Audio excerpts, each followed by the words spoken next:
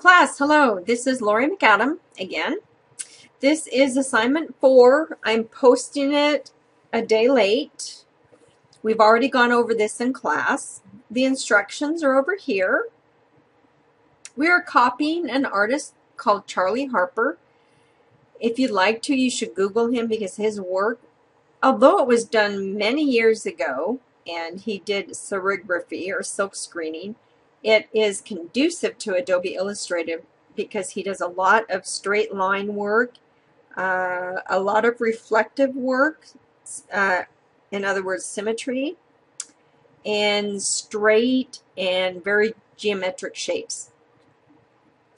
So these are the 4 illustrations that you need to choose from. And as we went over in class, they are on separate layers. I'm going to scroll over here. We went over layers in class. This is new. You come over to your panel and click layers, and you can see the layers over here. I'm going to bring it up here so you can see it a little bit better.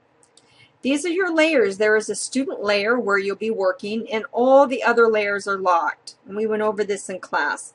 The eyeballs right here means that you can see these layers right now. If there's not an eyeball there, that means that you cannot see them. So you decide which one of these 4 that you'd like to recreate over here. Those of you still struggling with the pen, I suggest you do the monkey. You cannot get an A by doing this one because it's just not complicated enough. But if you are still unsure of yourself, you can still at least get a B grade if you can do this all right. Those of you that are fairly good at the pen tool already, you might want to choose one of these 3. So whichever one you choose, and just for simplicity of this video, I am going to choose the monkey. And you'll find them right here. You have monkey, woodpecker, tiger, and rooster. So whatever one you choose, you click over here where the eyeball is, and I'm going to click monkey. And when you do, it'll appear over here. So each one of these that you click will appear over here. Obviously, if you click multiple ones, you'll have to turn off the ones you don't want. And you just re-click them like that. Now, the reason why they don't have an eyeball is they're on a template layer, which kind of reduces the opacity just so it's easier to see. Once you do that, you're going to just want to recreate this illustration like you did in the last 2 assignments. So if you go over and get your pen tool, you'll notice that, well, actually, let me go back to here. Turn all of these off. You want to pick the monkey, so you'll click on that. Now, if you go over here with the pen tool, you'll notice that there is a sign here that's pretty much telling you that you can't do anything. And that's because you're on the locked layer. So if you ever encounter any tool, it's any tool here that I grab,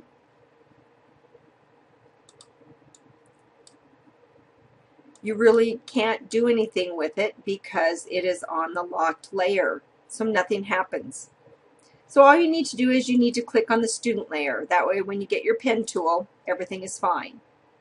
I would suggest, like in the past, that you start from the back. So you'll want to create your monkey by drawing.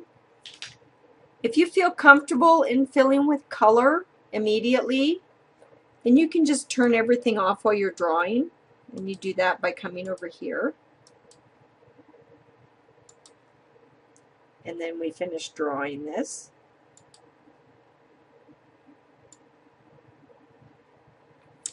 Well, that might be a little bit too far. I'm going to undo that and start right here. And come under here.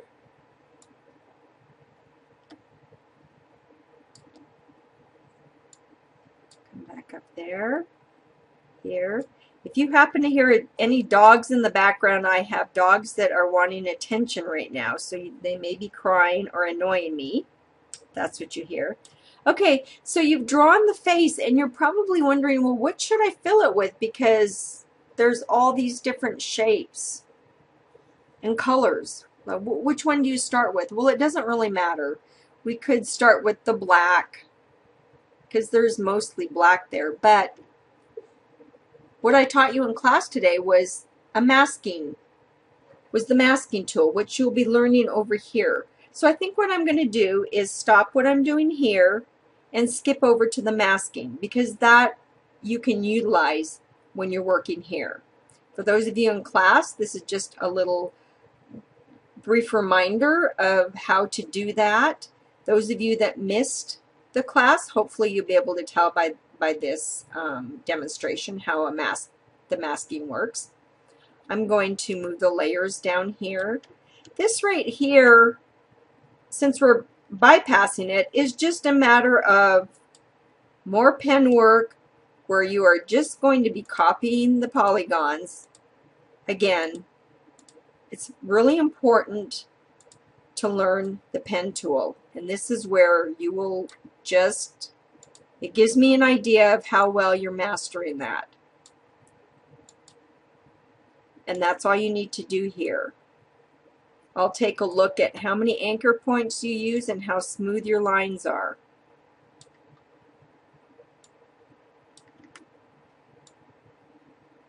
Like so.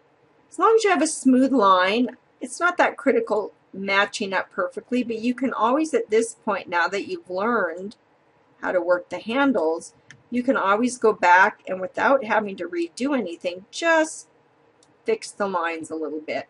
When you're doing your own illustration, it won't matter that you're not tracing something, so it's not really going to matter. But learning the pen tool, it's important to get nice smooth lines, like so. And then just fill it with any color. Okay, and do the same with these. So that's fairly simple. Now coming over here is where I went over the masking tool, and I'm going to do that again right now. Now a mask is where you create a cutout shape. So it's as if you take scissors and cut out this image of George Clooney to get rid of the background, because there's a lot of times when you just want an image and nothing in the background. Now that's how you would work with masks and photos. You will also be using masks on vector polygons, which I will go over next. But to start off, you want to draw a shape around George Clooney, and it doesn't matter where you start. Zoom in so you get a really nice, I'm going to delete this color. It's best if you don't have any color. But if you zoom in, you can see that you get a little bit more idea of how well you're cutting out. When you're cutting out people's faces, it's very critical to do a good job, because you can distort the way a person looks by how you cut them out. You can make the ears bigger or smaller. So it's very important. So I do want you to take your time. I didn't take my time in class. We had a lot to cover. I suppose I can take a little bit more time here. You can always fast forward. I want you to go in here and do the best you can in, recreating the hair. It's not perfect. There's a lot of ins and outs here. That means extra anchor points. That's the only time you need extra anchor points, is if you're trying to gain some detail or it's necessary. Otherwise, the fewer the better. Whoops, I made a little mistake there. I just need to undo it. And in here, you're zoomed in. You can get a little bit more detail there. Hair is difficult when you're outlining it, which is one reason why I picked this image, because his hair is fairly smooth. There's not a lot of hair sticking up, which makes it a lot easier. So I'm basically just going around and trying to do a good job. Like I said, I wasn't as careful in class. I'm speeding up here a little bit. down here, getting all the hair down to his ear. Scroll down. So it is a lot easier if you're zoomed in. You'll find that if you're out and zoom in, there's a lot that you missed. So zooming in helps to get that detail. Again, I'm changing direction, so I'm clicking back on here to get rid of that handle. And hopefully by now you're used to doing that. And again, I need to click back on there. Don't need to do that there. Like so. And to there. Now I'm going to zoom out because I've outlined his whole head, but I'm not finished because I want to cut out the entire. You want a closed polygon, and you want, this is what you're keeping. So we continue like this. Click there, there, and then we close the polygon. That is your mask. So that's as if you've cut him out. So that being the mask, if you come over here to your transparency window, your mask has no stroke right now. It doesn't matter. You can even fill it if you want. It doesn't really matter. Obviously, when you're drawing it, if you have it filled, you can't tell what you're doing. But the mask is on top, and then you shift-click the photo, and you can kind of see it appeared right there. And a mask is Control-7. And I've got that on your cheat sheet. You can also go up to here to Object, Clipping Mask, Make. And there it tells you it's Control-7. And what's that done? It's giving you a nice cutout. And that's called masking. Now it didn't just give you a white background, it got rid of it. So if you were to take this image of Clooney and move it over, you can see that it is in fact transparent and not just a white background. Now, it hasn't done anything to the photo. The photo is still there. If you take the mask and you move it, you can see that the background is still there. It's just hidden it. So you can move the mask or you can move the photo. See, there's the photo is highlighted right now. So the photo moved and the mask stayed. Let me undo that. Or you can take the mask and move it, and the photo stays. So there's still two separate pieces. It's just hidden that for you. Okay, so that's what this needs to look like when you're done.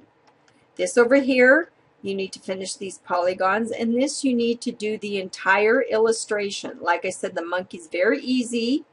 I'm not going to be giving out any A's for that. But if you are still struggling, it's a good one to do. There's no reason why in a couple of weeks, if you're feeling better about it, you can go back and perhaps do one of these if you need to. So you just need to recreate this monkey. And now that you know masking, you could actually, if you remember, we still have drawn that. So anything within this shape, the mask can be used. So let's just pretend that this is the mask. So no matter what we draw, let's draw this gray shape right here. Since it's going to be in the mask, I don't have to worry too much about what happens outside the mask. So I'm just going to do this. I don't care about that because that's going to be hidden. Let's just say that this black shape is the mask right now. So we'll fill it with a black. And this shape that I just drew is a gray shape. There's a little bit of a peeking over here, but let's get it from here. Okay. So there we have that shape.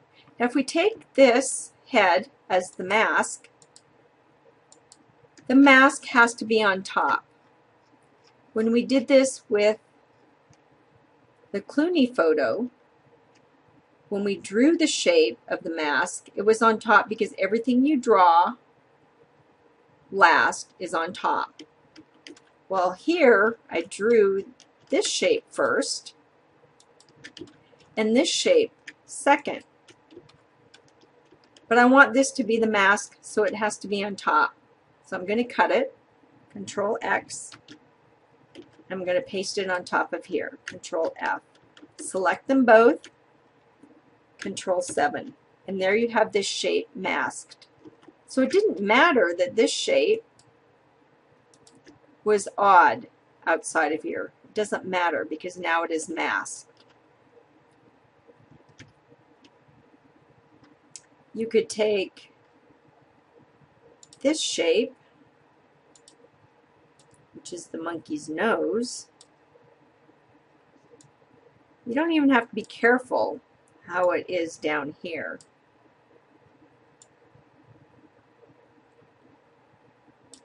I'm going to fill it with nothing right now. I'm going to fill it with this color. Okay, so this is his mouth. Since you've drawn this mask, you can use it over and over again. So I'm going to take this part of his mouth and I'm going to cut it, Control X, and I'm going to paste it behind here, Control B. And see, it gets cut off. That shape that I drew is now cut off by the mask. And then same with the mouth. If you want to do the mouth, you can very quickly just do this. Let me fill it with nothing first. Grab the color of the mouth, like so. Cut it. I taught you how to hide. I just did a hide. Now if I take this and paste it in front, it also is masked off. You can see this is the shape I drew, but since I pasted it into the mask, everything is being masked by that one mask that I created. And that makes it easier to draw shapes. You don't have to worry about being exact, like doing this shape exactly the same as that shape. You mask it. Anyway, I showed you a lot more. We learned items of hiding and unhiding elements and grouping and ungrouping, which are not a part of this assignment. This assignment doesn't involve that. And if you've missed that, then I will be showing it to you again next week. So hopefully this will help you in finishing up this homework. Remember, if you do the monkey, you can't get an A for that. Any of these you can. If you feel you know the pen tool pretty well, I would try to do one of these 3. And be sure to come to class next week and we will be going over masking again, grouping, hiding, and locking. Thank you.